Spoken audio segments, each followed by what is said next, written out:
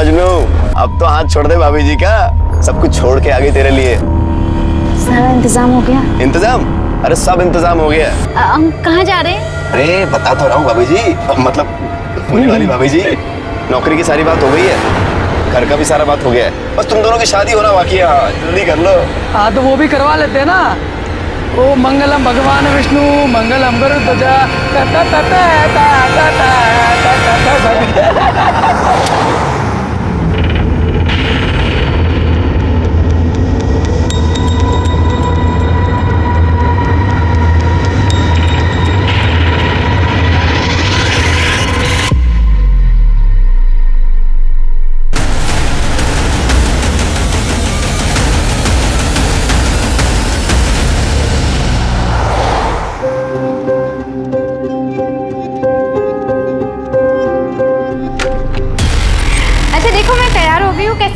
तैयार तो हम भी हैं।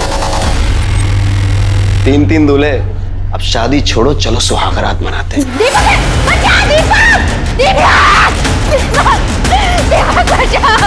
बचाओ नहीं, दीपक फंसाओ, वही तो बेच के गया तुमको हमें। अब पैसा वसूल करने दो, शोर मत मचाओ, समझी तुम? अबे पकड़ उसको, पकड़। प्लीज छोड़ दो। शांति से करके हम छोड़ दे, समझी तुम? लेकिन जो लात मारी है ना हमको, देखो तुम्हारा हम क्या हाल करते हैं।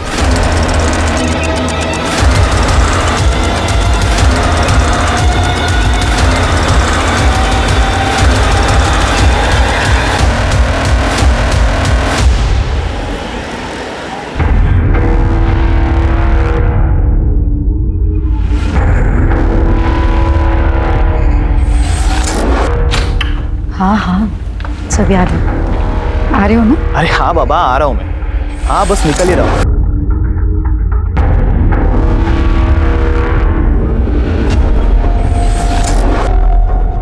ओ हीरोइन, सारा दिन ये पंखा साफ करना है, बाकी का काम तेरा बाप करेगा क्या? नहीं, बस हो ही गया। पैसे ले और सामान की लिस्ट। चल मार्केट जाके सामान लेके आ, और हाँ टाइम से आना वापस घर। कहाँ जा रहे हो तुम? चुपचाप ना अपने काम से काम रखा करो, समझ में आ गया? इतनी बार मना किया, टोका मत करो पीछे से, लेकिन आदत नहीं जाती। सर मेरा नाम दीपा कुलकर्णी है, मैं एक सोशल वर्कर हूँ। मुझे ये लड़की कल रात को अकेले रोड पर मिली। सर ये बहुत घबराई हुई थी, मदद मांग रही थी, और जब इसने मुझे अपने बारे में बताया तो मुझे लगा कि इसे पुलिस स्टेशन ही ले जाना चाहिए, और इसीलिए आज सुबह होते ही मैं इसे यहाँ ले आई हूँ। अच्छा किया आपने। नाम क्या बेटा तुम्हारा? सब हमारा नाम मोहिनी संथाल है। कहाँ की रहने वाली हो? झारखंड, तरवा गांव से है। क्या हुआ तुम्हारे साथ? सब हमारे माँ बाप नहीं है, चाचा के घर रहते हैं। एक दिन चाचा बोले मंडी जाना है, धोखे से किसी आदमी को बेचती है। बस आप ही के पास आ रहा हूँ। जी मैडम। ये मैडम जी कौन है? वो तो नहीं मालूम साहब। फिर एक जगह गाड़ी रोके और वो तीनों पेशाब करने के लिए उतर गए, और हमको मालूम नहीं था साहब कहाँ जा रहे हैं, बस भागते रहे और शहर पहुंच गए।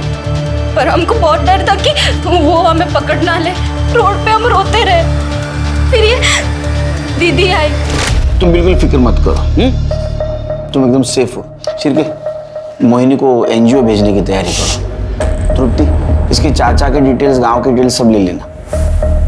ये दीदी के साथ जाओ।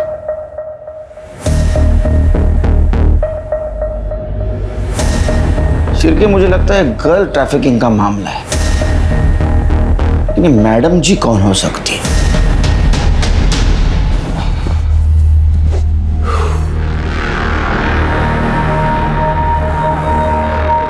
यार वो लड़की आने वाली थी ना, क्या हुआ उसका? नहीं आई।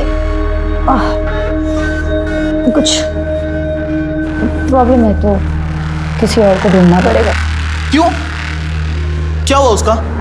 इतने परेशान क्यों हो रहे हैं? टेंशन मत लो, मैंने तुम्हारे लिए उससे भी अच्छी लड़की ढूंढूंगी। अरे यार तुम समझ नहीं रही हो, मेरे माँ बाप मेरे पीछे पड़े हुए शादी के लिए, बांध देंगे मुझे किसी के भी साथ, फिर रोती रहना अकेली बैठकर।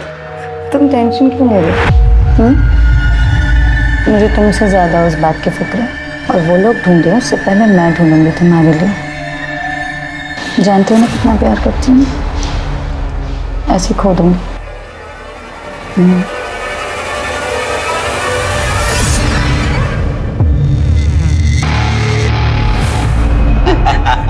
अबे 17 साल के नागपुर पहुंचते ही 1.5 लाख मिलेंगे इसके। नोट गिनने की तैयारी कर ले। अरे हम तीनों ने मजे लिए इसके, काई का फ्रेश। और नागपुर के बात करने से पहुंच जाएगा क्या? 1.5 लाख तो डिलीवरी के बाद मिलेंगे। 20 से 25 हजार का खर्चा है। प्लीज मुझे जाने दो, प्लीज मुझे छोड़ दो, प्लीज ऐसा मत करो। अबे मजे तो बोनस है, बोनस। अब देखना 1.5 लाख भी यही दिलाएगी और 25,000 का इंतजाम भी यही करेगी। रास्ते में जो जितना देगा बेच देंगे साली को। नहीं जाने से पहले एक बार और हो जाए। नहीं नहीं नहीं नहीं, नहीं।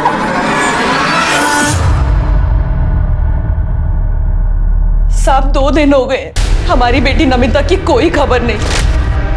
कहाँ है, किस हाल में है, हमें कुछ पता नहीं। झूठ क्यों बोल रही हो? सच क्यों नहीं बताती सर को कि लड़की भाग गई है तुम्हारी? हमारी लड़की उस लफंगे दीपक के साथ भागी है। तुम्हें पूरा यकीन है ये उसी लड़के के साथ भागी? हाँ सर, पूरा यकीन है, उस लड़के के साथ ही भागी है। लड़का 2 दिन से गायब है, अपने घर पे नहीं है। और हमें नहीं पता था सर कि ट्यूशन पढ़ने जा रही है, हमें लगता था, लेकिन उसका तो चक्कर चल रहा था। ये गोल खिला रही है ये पढ़ाई लिखाई के नाम पर। इसकी पढ़ाई लिखाई बंद। अब ये कॉलेज नहीं जाएगी, नहीं जाएगी ये कॉलेज। कोई भी लड़का ढूंढो इसके लिए और शादी करो। इस घर में ज्यादा नहीं देखनी है मुझे ये लड़की। अरे सुनिए तो सही। 17 साल में शादी, पता है ना गैर कानूनी है। हाँ सर, पता है कि गैर कानूनी है, तो गरीब आदमी करे तो करे क्या सर? सब लोग थू कर रहे थे। अब इज्जत जाए, इससे अच्छा तो आदमी जेल चला जाए। बहुत समझाया पर समझ नहीं रही थी वो। उस लड़के ने हद कर दी सर। एक दिन तो हमारे घर ही आ गया था। आशिकी का भूत था। ले क्यों आया था? क्यों आया था? अंकल मैं नमिता से प्यार करता हूँ अंकल, उससे शादी करना चाहता हूँ अंकल। छोड़ दो पापा। तेरी बारात में अर्थी निकालूंगा यहाँ से। पापा अगर उसे कुछ हो गया ना, मैं अपनी जान दे दूंगी, आप देख लेना। साहब प्यार से बात करना तो इन्होंने कभी सीखा ही नहीं। इतनी सख्ती दिखाई, इतनी सख्ती दिखाई कि बेटी घर से ही भाग गई। मैं उसे प्यार से समझाऊंगी, बस एक बार ढूंढ दीजिए, एक बार ढूंढ दीजिए मेरी बेटी को। देखिए आप घबराइए नहीं, आप दीपक और नमिता की डिटेल्स नोट करवा दीजिए, हम उन्हें जल्द से जल्द ढूंढेंगे, समझे?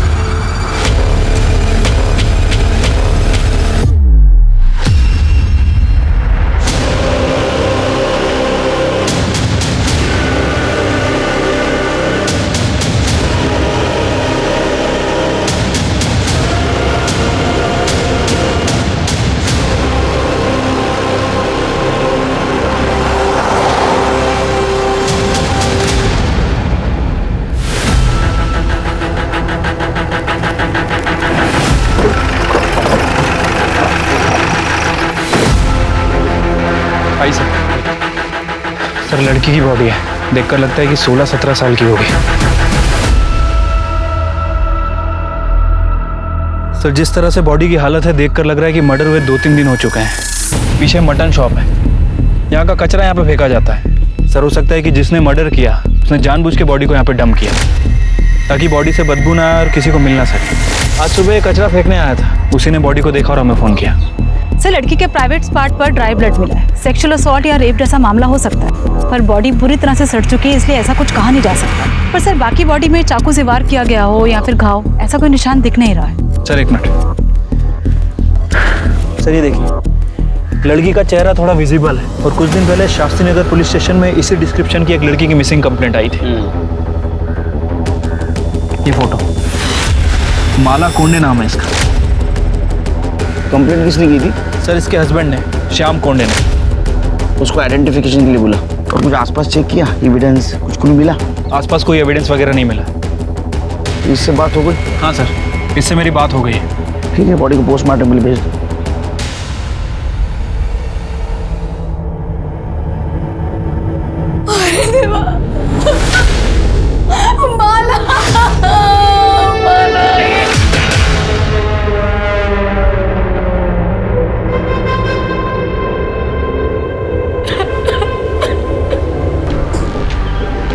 माला मटन शॉप गई थी? नहीं सर, हमारे घर नॉनवेज नहीं बनता। वो सब्जी लेने गई थी और शाम तक नहीं लौटी, और ना ही फोन साथ ले गई थी कि फोन लगा करके देखी कि वो कहाँ पे है। फिर अगले दिन जब वो नहीं लौटी तो मैंने मिसिंग की कंप्लेंट लिखवाई थी। आप लोगों को किसी पे शक, किसी से कोई झगड़ा दुश्मनी जो ऐसा कर सकता है? सर हम लोग मिडिल क्लास लोग हैं, हमारी किसी से क्या दुश्मनी होगी। ठीक है जाओ।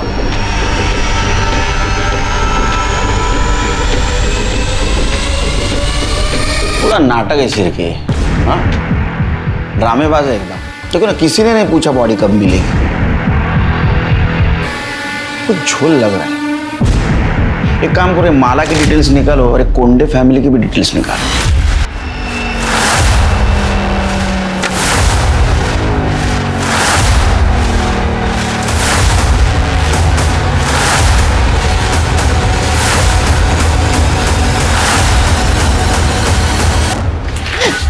प्लीज मुझे यहाँ से जाने दो, मुझे यहाँ नहीं रहना।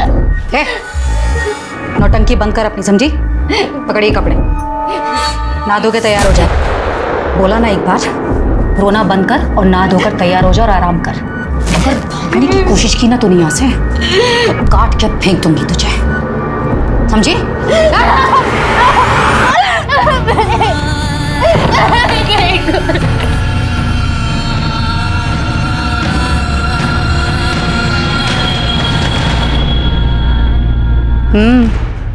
फोटो देखी? मैं आज ही आई बाबा को उसकी फोटो भेजता हूँ, देखना शादी के लिए फौरन हाँ कर देंगे। अरे लड़की सिर्फ 17 साल की है, नाबालिग है वो। पहले उसके एज प्रूफ के ना झूठे पेपर्स तैयार करने दे। शांति रख। ठीक है सर, कोंडे फैमिली के पड़ोसियों से बात की है। सर हैरानी की बात यह कि पड़ोसियों तक को नहीं पता था कि माला उस घर में नौकर थी या फिर श्याम की बीवी। सर ये कोंडे फैमिली माला के साथ बहुत बुरा व्यवहार करते थे, उसे नौकरानी की तरह ट्रीट करते थे। फिर अचानक से एक दिन उन्होंने कहा कि श्याम और माला की शादी हो गई। किसी को नहीं पता चला कि उनकी शादी कब हुई। मुझे तो पहले से झोल लग रहा था सिर की।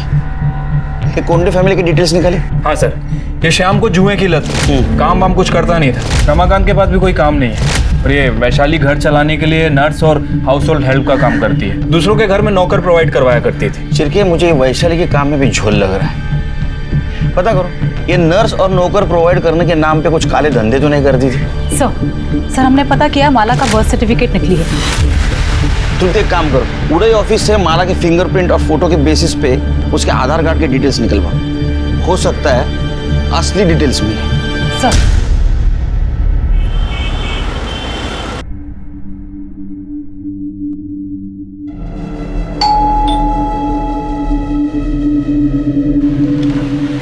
नमस्ते।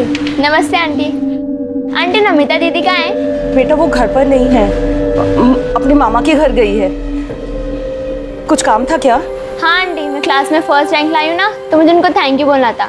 पर मम्मी वो तो घर पर ही नहीं है। कोई बात नहीं बेटा, तो आंटी को दे दे, आंटी नमिता दीदी को दे देगी। देखिएगा नमिता बहुत अच्छी टीचर बनेगी, उसकी तो जिंदगी सफल हो गई। चलिए हम निकलते हैं।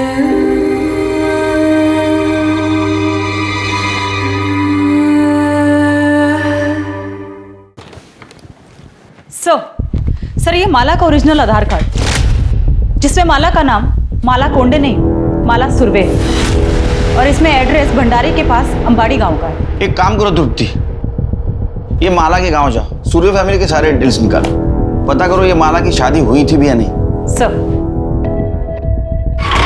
सर, माला की पीएम रिपोर्ट। सर, रिपोर्ट के हिसाब से उसकी मौत 7 सितंबर की शाम 4 बजे से 6 बजे के बीच में हुई है। बहुत ज़्यादा सेक्स करने की वजह से खून बहना, बॉडी को सही न्यूट्रिशन ना मिलना, थकान, मतलब कुपोषण की वजह से उसकी मौत हुई है। सर, साथ ही साथ उसकी बॉडी पर सिगरेट के जलाने के निशान भी हैं, नाखून के खरोच के निशान भी और काटने के निशान भी हैं, और बॉडी पर 3 अलग अलग लोगों के सीमेन सैंपल भी मिले। सिर्फ इंसान ने हैवान इतनी छोटी सी उम्र में उसके साथ जबरदस्ती की। कई सारे लोगों ने सिगरेट के चटके दे, काटा, उसको खरोचा, हो सकता है उसके साथ गैंगरेप भी किया होगा और इसके वजह से उसका खून बहा और मर गया। हो सकता है सर। वैसे कोंडे फैमिली के बारे में जो इन्फॉर्मेशन मिली है उसे भी झुटलाया नहीं जा सकता सर, क्योंकि थकान, बॉडी को सही न्यूट्रिशन ना मिलना, कुपोषण, ये भी मौत का एक कारण है। चिरकिया में इन्फॉर्मेशन नहीं, सबूत चाहिए। हमें पता करना होगा ये शाम की शादी हुई थी भी या नहीं, और ये भी पता कर दे ये कोंडे फैमिली सच बोल रही है झूठ। और एक चीज पता करनी होगी, ये श्याम और रमाकांत का डीएनए हमें बॉडी पे जो सीमेंस मिले उससे मैच होता है या नहीं।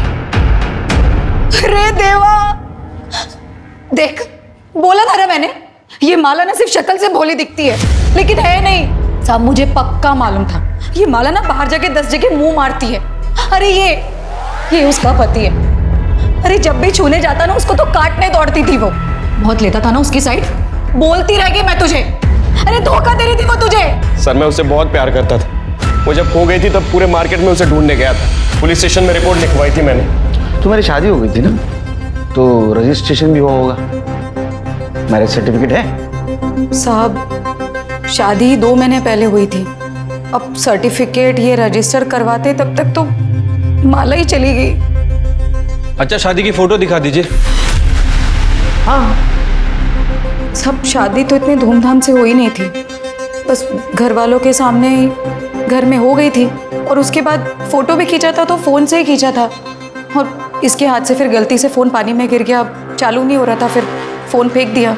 बहुत प्रॉब्लम है आपके लाइफ में, तो आपके पास कुछ प्रूफ नहीं था, इसलिए तुम लोगों ने उसका बर्थ सर्टिफिकेट डुप्लीकेट बनवाया।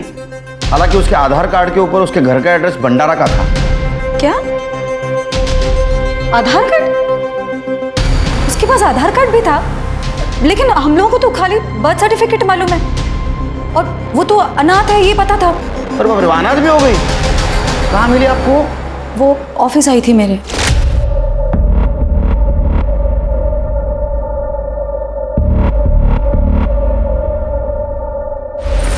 क्या है? इधर आओ। दीदी, मेरा नाम है माला, मैं अनाथ हूँ, मेरा कोई नहीं है। कोई काम मिल जाता तो। पढ़ी लिखी हो? ज़्यादा पढ़ी लिखी तो नहीं हूँ, पर झाड़ू पोछा कर सकती हूँ। ठीक है, आईडी में कुछ आधार कार्ड वगैरह कुछ है? फिर मैं देखती हूँ। दीदी, आधार कार्ड तो नहीं है, पर हाँ जन्म प्रमाण पत्र है। ठीक है, मैं देख लेती हूँ, कुछ होता है तो मैं बताऊँ।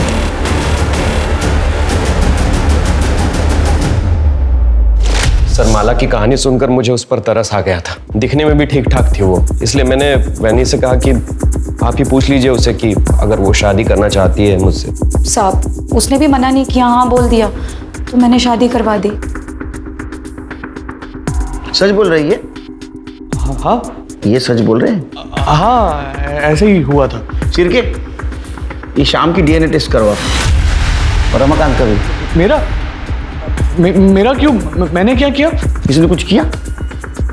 नहीं, मतलब मेरा मतलब है माला तो मेरी बेटी जैसी थी, बहू थी। डर क्यों रहे हो? हाँ, सिरके, इन दोनों का डीएनए टेस्ट करवा। सिरके, ये कोंडे फैमिली का झोल है। वो रमाकांत देखा कितना डरा हुआ था। मुझे लगता है माला से जबरदस्ती प्रोस्टिट्यूशन करवाते थे। हो सकता है सर, लेकिन अगर 1% भी चांस हुआ कि माला एक काम जानबूझ के करती थी पैसे कमाने के लिए, तो सर? नहीं शिरकी, अगर वो जानबूझ के करती थी, इतने पैसे कमाती थी, तो पैसों का क्या करती थी? क्योंकि उसके मौत का एक कारण कुपोषण भी है, उसको ठीक तरह से खाना भी नहीं मिलता था। ये वैशाली के एजेंसी का कुछ पता चला है? ऐसी एजेंसी? हाँ सर, इसकी एजेंसी लीगल है, रजिस्टर्ड भी है। अपने खबरों को अलर्ट कर दो। ये कोंडे फैमिली के सारे डिटेल्स चाहिए मुझे, पास्ट फ्यूचर प्रेजेंट सब। ठीक है सर।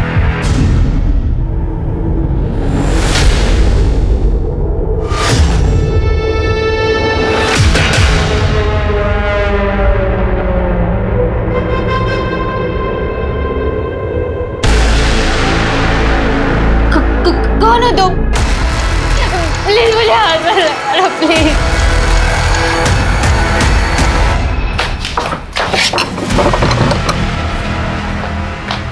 मना किया था ना, बोला था ना दूर रहने के लिए। अरे पर क्यों? मेरी होने वाली बीवी हो यार। मुझे भी पता है कि होने वाली बीवी है तुम्हारी, हुई नहीं है। लेकिन तुम्हें भी अच्छी तरह पता होना चाहिए कि माला की मौत के बाद ना हम कितनी बड़ी मुश्किल में फंस चुके हैं। अरे पुलिस को शक हो गया है, दिन रात सवाल कर रही, जीना हराम कर रखा है हमारा, और उसके बाद तुम ये। थोड़े टाइम दूर रहो इससे। अरे मेरे माँ बाबा मेरी शादी का सेहरा लेकर खड़े, करा देंगे मेरी शादी किसी के साथ, फिर हमारे बीच जो कुछ भी है ना सब भूल जाना।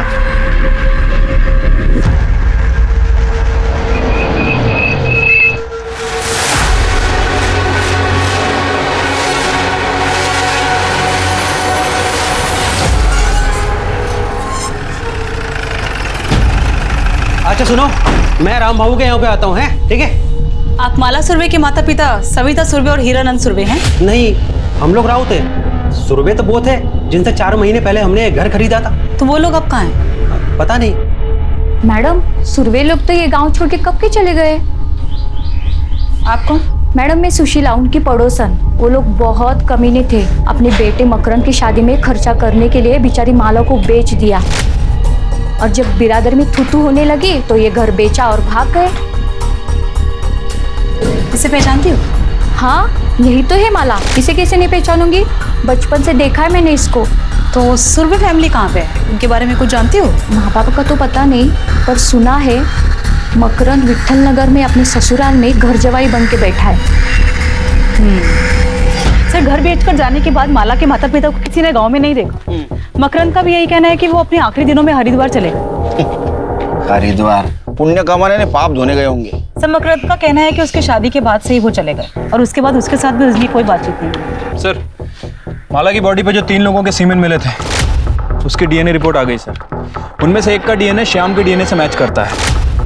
और दूसरे 2 रमाकांत की डीएनए रिपोर्ट? सर, रमाकांत का डीएनए सीमेन से मैच नहीं कर रहा है। मतलब कोंडे फैमिली माला के बारे में जो बोल रही थी वो सच हो सकता है, या ये भी हो सकता है कि उसके साथ किसी ने जबरदस्ती की या रेप। सर, दिल्ली से एक लड़की की पूछताछ आई है। कुछ दिन पहले वो अपने बॉयफ्रेंड के साथ घर से भाग गई थी। वो लड़की नागपुर में दिखाई दी। उसका नाम है नमिता सिंह। ये फोटो और उसकी उम्र 17 साल। शिरके, इसका लुकआउट नोटिस जारी करो। हो सकता है इसके बारे में किसी के पास इन्फॉर्मेशन हो। ठीक है सर। माला कोंडे उस माला सुरवे मर्डर केस सुलझने की बजाय उलझता ही जा रहा है। पुलिस ने माला का बैकग्राउंड तो चेक किया है, लेकिन कत्ल के मकसद को लेकर पुख्ता तौर पर कोई बयान देने से बच रही है। पोस्टमार्टम रिपोर्ट में एक्सेसिव सेक्स और टॉर्चर की बात कही गई है, रेप नहीं आया। तो क्या रेप इसलिए नहीं आया क्योंकि माला के अंदर रेप से स्ट्रगल करने की न तो ताकत बची थी और न ही जान? क्या वाकई माला देह व्यापार में शामिल थी और यही उसकी मौत की वजह बनी? अगर हाँ, तो फिर कातिल कौन है? उसका पति, ससुराल वाले, ये बाहर का कोई शख्स? माला के माँ बाप ने उसे किसके हाथों बेचा था? और क्या माला के कत्ल में उसके माँ बाप का हाथ भी शामिल हो सकता है?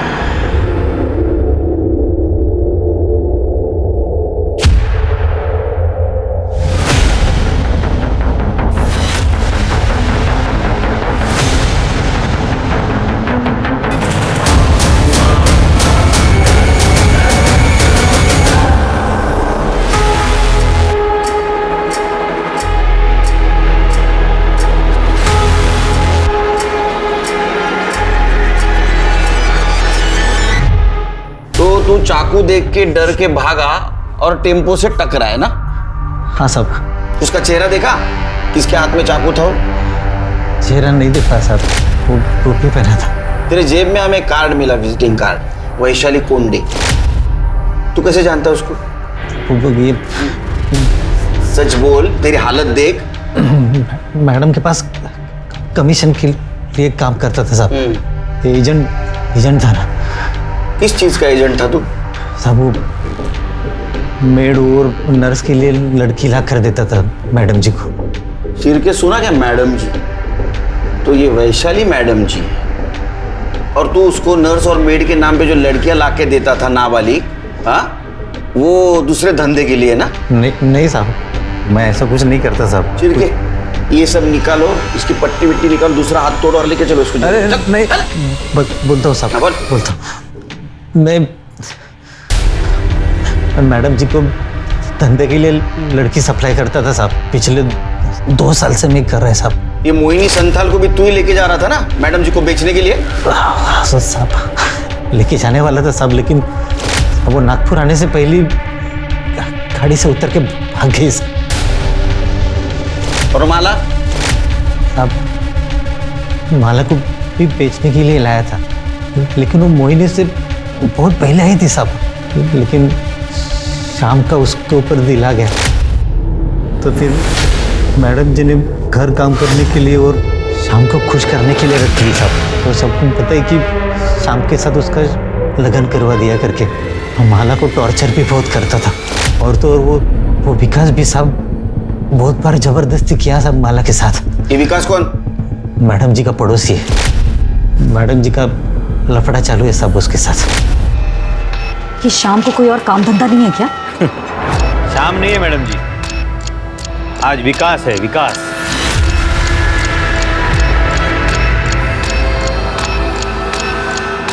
इधर आओ। क्या कर रहे थे अंदर? क्या कर रहा था मतलब? तुम्हें मालूम नहीं मैं क्या कर रहा था? बोला है ना मैंने कि इससे अच्छी लड़की मैं इंतजाम करूंगी तुम्हारे लिए। 1-2 बार मैंने भी हाथ धो लिए थे साहब।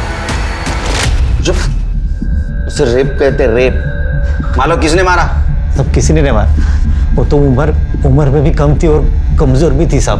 और एक के बाद एक उसके ऊपर सब जबरदस्ती कर रहे थे, तो उसमें उसका खून भी बह गया साहब। और सब वो उसमें ही मर गई साहब। फिर साहब मैडम जी ने मेरे को बोला कि उसको ठिकाने लगाना है। मैं उसको मटन चौक के तो फेंक दिया साहब। साहब माला के बाद नमिता आ गई साहब। उसको उसके बॉयफ्रेंड ने प्यार के झांसे में घर से भगा के लेके आया था सब बेचने के लिए। यही थी? हाँ सब। वो मैडम जी इसको विकास को खुश करने के लिए रखा था, लेकिन इससे पहले विकास कुछ करता उसने देखा कि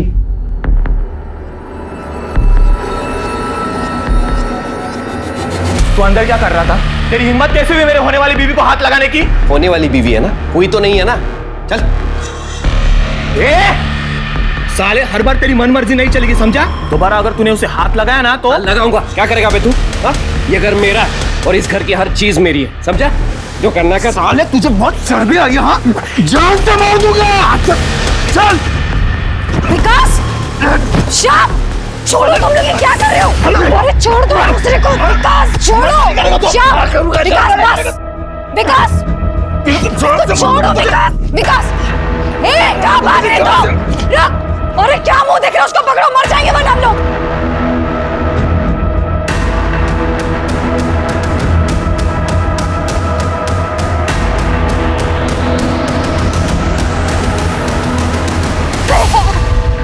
भैया प्लीज बचा लो भैया।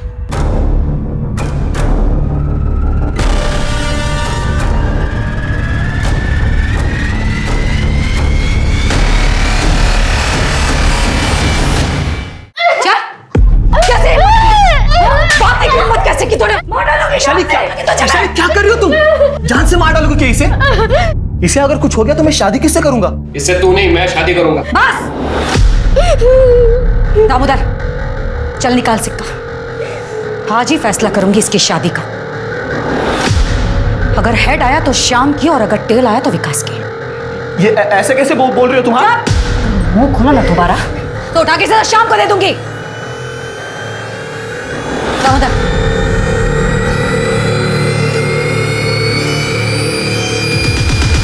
मैं जीत गया। हेड आया तो मैं क्या करूं इसमें? मुझे क्यों देख रहे हो ऐसे? ठीक है ना, कोई बात नहीं। मैं ना दूसरी कोई लड़की मैं अरेंज कर दूंगी। ये मेरी है, ये मेरी ही रहेगी। इस साले की मैं कभी नहीं होने दूंगा। चल।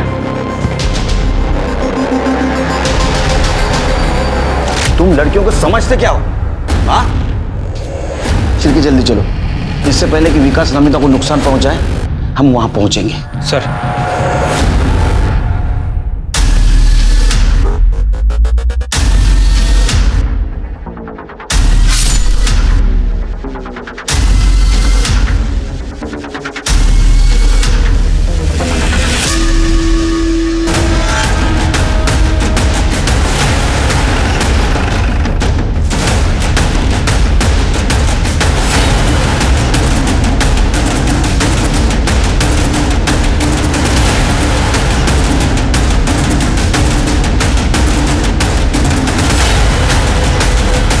तुम देख, चेक करो।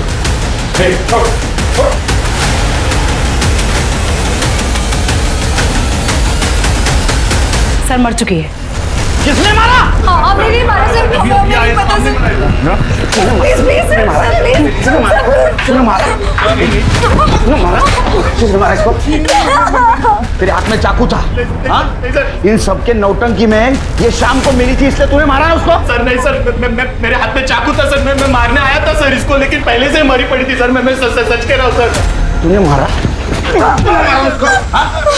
चले, पहले तू मजा ले चुका था उसके साथ, तेरे को डर था ये वैशाली इसको विकास को दे देगी, इसलिए तूने मारा ना? नहीं सर, वैनी ऐसा नहीं कर सकती सर। सर ये शाम सही कह रहे, लड़की है, कोई खिलौना थोड़ी। मैडम जी, तेरा खेल खत्म हो गया, समझा? सर तेरी के टूटा हुआ नाखून मिला है। चेक कर, हाँ चेक कर स्मिता, वो दिखा। इसका मतलब तुम दोनों के अलावा इस रूम में तीसरी औरत थी। कौन थी? सच्ची कह रही हूँ, मुझे नहीं पता सर। हमने किसी औरत को नहीं देखा सर। शिरके, बॉडी को पोस्टमार्टम के लिए भेज दो, और ये नाखून डीएनए एनालिसिस को भेज दो, और इसके साथ मैच करवा के दे। उनको जेल में लेके जाओ, ऐसा मारो ना बिना हेड टेल किए, सब सच बोलेंगे। चलो लेके जाओ। मैंने मर्डर नहीं किया, सच कह रही हूँ मैं। लोगों के घर नर्स और मेड भेज भेज कर उतने पैसे नहीं कमाती थी जिससे घर चले, और ऊपर से क्लाइंट और लड़कियों का पुलिस वेरिफिकेशन का झंझट अलग, और इसमें लड़कियों को बेचती थी तो लाखों रुपए मिलते थे। सर मेरी मजबूरी थी ये करना, क्योंकि मुझे मालूम था कि मेरा पति रमाकांत एक नंबर का निकम्मा है और घर मुझको ही चलाना। नौकरी चले जाने के बाद जो बची कुछ हिम्मत थी वो भी चली गई। विकास और उसके बारे में मुझे पहले से ही पता था, लेकिन मैं कुछ बोल नहीं सकता था। क्या बोलता सर मैं? और औरत अगर सामने से आएगी तो कौन छोड़ता है? पर सर वो मुझसे उम्र में बड़ी थी, इसलिए घर वालों और सोसाइटी को दिखाने के लिए अपनी उम्र की लड़की से शादी करना मेरी मजबूरी थी। इसलिए वैशाली नमिता को मेरे लिए ढूंढ लाई थी। लेकिन जब मैंने पहली बार नमिता को देखा तो मेरा उस पर दिल आ गया सर, लेकिन उस साले शाम ने सब गड़बड़ कर दी। सर विकास को पता था कि माला मेरी है, फिर वो उससे मजे ले रहा था, और जब मैंने नमिता को हाथ लगाया तो मारने मरने पर उतर आया। वो कह रहा था कि वो मेरी होने वाली बीवी है, शादी करूंगा मैं उससे, जैसे कि उसको पता ही नहीं था कि शादी का सिर्फ नाम है।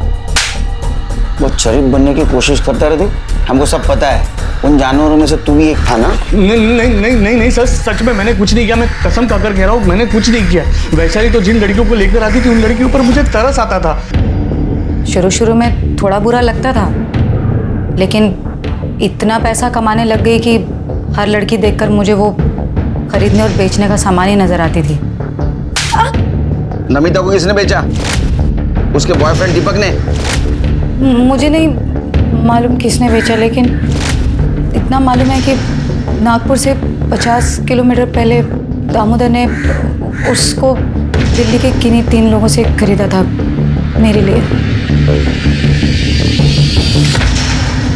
ह्यूमन ट्रैफिकिंग पहले प्रोस्टिट्यूशन के लिए किया जाता था, लेकिन शर्म की बात यह है कि अब शादी के लिए दुल्हन तक खरीदी जा रही। ये चलन बढ़ रहा है, और इसके बढ़ने की एक वजह यह भी है कि जनसंख्या में लड़के और लड़की के अनुपात के बीच में फर्क है। ये नतीजा बेटे और बेटियों में फर्क का है। यही वजह है कि बहुत सारी जगहों पर बेटियों को पैदा होते ही मार दिया जाता है। हरियाणा से ये चलन शुरू हुआ, लेकिन कई राज्यों में अब ये चलन बढ़ गया है। अगर ये चलन ऐसे ही चलता रहा तो न सिर्फ ये देश के लिए घातक होगा, बल्कि लड़के और लड़कियों के बीच जो फर्क है उसका फासला और भी बढ़ेगा। सर, माला की बॉडी पर बाकी जिन 2 आदमियों के सीमेंट मिले थे, उनका डीएनए विकास और दामोदर से मैच करता है। वो तो होना ही था शिरकी, क्योंकि दोनों ने कन्फेस भी कर लिया था ना, माला के साथ उन्होंने रेप किया है। सर हॉस्पिटल से फोन आया था, कल रात दामोदर की हॉस्पिटल में मौत हो गई। शिरकी, दामोदर का जिस जगह एक्सीडेंट हुआ वहाँ CCTV के देखो। ठीक है सर। सर एक और बात, नमिता की बॉडी के पास जो नाखून मिला है, DNA रिपोर्ट से पता चला है कि वो नाखून किसी औरत का नहीं बल्कि वो आदमी का है। हो सकता है सर, बहुत सारे आदमी लोग अपनी छोटी उंगली का नाखून बढ़ा के रखते हैं, उसमें नेल पेंट वगैरह लगाते हैं। इसका मतलब शिरके उस कमरे में श्याम और विकास के अलावा तीसरा आदमी भी था जिसने नमिता का मर्डर किया। शिरके एक काम करो, ये कोंडे हाउस के आसपास जितने भी मोबाइल टावर्स हैं वहां से पता करो कि उस एरिया में उस वक्त कितने मोबाइल एक्टिव थे, और ये दामोदर का जिस बार के बाहर एक्सीडेंट हुआ वहां का भी मोबाइल डाटा रिकवर करवा। सर हमने कोंडे हाउस दोबारा सर्च किया। जिस कमरे में नमिता की लाश मिली थी उस कमरे के बाहर एक ब्रेसलेट मिला।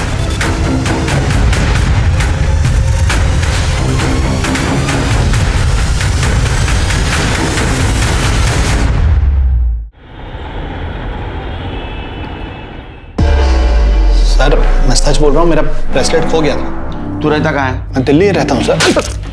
दिल्ली में रहता है? तेरा ब्रेसलेट नागपुर में मिलता है, तो चोर ने यहाँ चोरी किया और नागपुर में फेंक दिया, वो भी उसी जगह जहाँ नमिता का मर्डर हुआ, रूम के बाहर। हाँ देख, तेरा मोबाइल लोकेशन भी ना उसके घर के आसपास का दिखा रहा था उस दिन। सच बोले तो हड्डियां तोड़ दूंगा तेरे। वो मुझे दिल्ली पुलिस से पता चला सर कि नमिता नागपुर में। मैं सीधा नागपुर के लिए निकल गया सर। वहाँ मेरा एक दोस्त रहता है, उसको भी मैंने बोला कि नमिता नागपुर में है, वो चेक करे। अपने 12 तारीख की शाम को मेरे उस दोस्त को नमिता दिखाई दी तो उसने मुझे इन्फॉर्म किया। मैं छुपते छुपाते जब वहाँ पहुँचा सर तो मैंने देखा कि नमिता, हे बेटा, नमिता, नमिता, क्या हुआ तुझे? नमिता, किसने किया ये सब? बोल। नहीं मेरे बच्चे।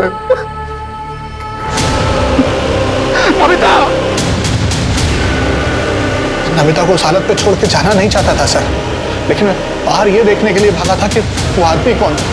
दरवाजे से टकराकर मेरा ब्रेसलेट वहां गिर गया था। बाद में पुलिस की गाड़ी आई तो मुझे वहां से भागना पड़ा सर। मैं डर गया था, मुझे लगा अगर पुलिस मुझे नमिता के पास देखेगी तो मुझ पर ही शक करेगी। शक नहीं, हमें यकीन है, सिर्फ साबित करना बाकी है। जहां मर्डर हुआ वहां एक नाखून मिला, तू भाग रहा था ना, उसी वक्त तेरा नाखून टूट के वहां गिरा था। चिरके इसको नागपुर ले चलो, मर्डर स्पॉट पे जो नाखून मिला था ना उसे इसका DNA मैच करवा। अगर वो मैच हो गया ना बेटा तो तेरी तो विकेट गई। हाँ? महेंद्र सलाखों के पीछे था, जबकि दीपक को उसी के दोस्तों ने मरने के लिए रेलवे ट्रैक पर छोड़ दिया था। हालांकि पुलिस को अब तक उसकी लाश नहीं मिली थी। इस सब के बीच पुलिस ये भी पता लगाने की कोशिश कर रही थी कि दामोदर और वैशाली के अलावा ह्यूमन ट्रैफिकिंग और देह व्यापार में अलग अलग राज्यों के बीच कौन कौन और कितने लोग इन्वॉल्व थे। तभी एक और हैरान करने वाली खबर सामने आई। रिपोर्ट के मुताबिक नमिता के कमरे में मिला टूटा हुआ नाखून महेंद्र का नहीं था। तो कौन हो सकता था जो उस दिन आउट हाउस में नमिता तक पहुंचा और उसका मर्डर करके फरार हो गया? सर जिस बार के बाहर दामोदर पर हमला हुआ, हमने वहाँ का डंप डाटा चेक किया। 3 नंबर मिले, एक दामोदर का, दूसरा गाड़ी वाले का और तीसरा दिल्ली का है। और यही नंबर मर्डर के वक्त नमिता के घर के पास भी एक्टिव था। किसका number? Sir Shirke, Delhi police को इन्फॉर्म करो, इसको अरेस्ट करें।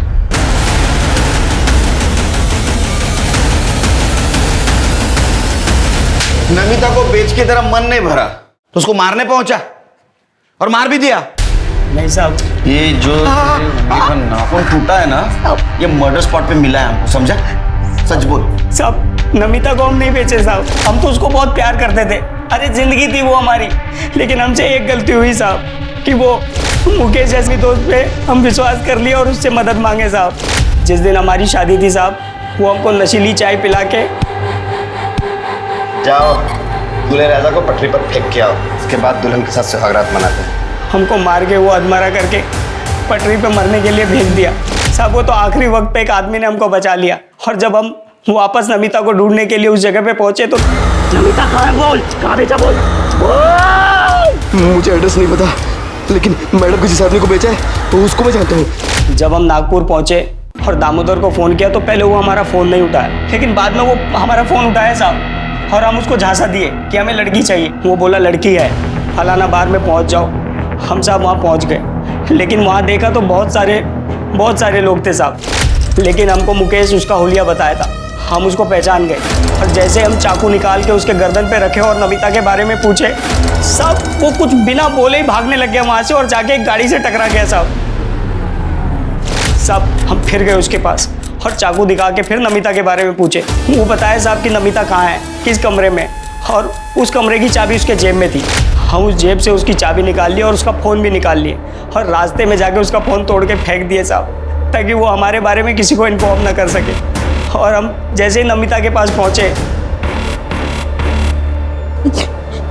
नमिता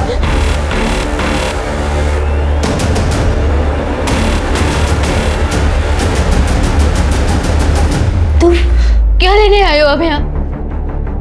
देखने आए हो मैं जिंदा हूँ या मर गई, या फिर तुम्हारे उन 3 दोस्तों ने मेरे साथ क्या किया? मेरे पापा टीके दे दे। तुम एक नंबर के घटिया आदमी हो। तुम मुझे क्या, तुम अपनी माँ बहन किसी को भी भेज सकते हो, पता है तुम्हें? नहीं बेचा मैंने तुम्हें यार, नहीं बेचा है। तुमने सिर्फ मुझे नहीं, मेरे जैसे पता नहीं कितनी मासूम लड़कियों को बेचा होगा। तुम्हें और तुम्हारे उन 4 दोस्तों को मैं छोड़ूंगी नहीं, मैं मार दूंगी तुम्हें। नमिता, और कब पता नहीं गुस्से में हम उसको चाकू मार दिए साहब। हम तो नमिता को ढूंढ के उसको बचाने के लिए गए थे, लेकिन साहब इन्हीं हाथों से हमने उसको मार डाला साहब, इन्हीं हाथों से मार डाला। चल अब नागपुर जेल में संतरा खिलाता हूँ तेरे को। साहब, सभ्यता की शुरुआत से लेकर आज तक प्रोस्टिट्यूशन और ह्यूमन ट्रैफिकिंग चलती आ रही। इसका मतलब यह हुआ कि बेशक हमने चाहे जितनी भी तरक्की कर ली हो, लेकिन औरतों के बारे में हमारी सोच नहीं बदली। औरतों की इस दशा के लिए न सिर्फ उसे खरीदने और बेचने वाले, बल्कि घर वाले, पति, बाप, बेटा, भाई और समाज के ठेकेदार सभी जिम्मेदार हैं। जब तक औरतों को मर्द खरीदते रहेंगे, उसे बेचने वाले पैदा होते रहेंगे। अब मैं अनूप सोनी आपसे विदा लेता हूं। फिर मुलाकात होगी क्राइम पेट्रोल सतर्क में एक और नए केस के साथ और उस पर हमारे एक्सपर्ट के विश्लेषण के साथ। तब तक अपना और अपने परिवार का ख्याल रखें, सतर्क रहें, सुरक्षित रहें और देखते रहें क्राइम पेट्रोल सतर्क। जय हिंद।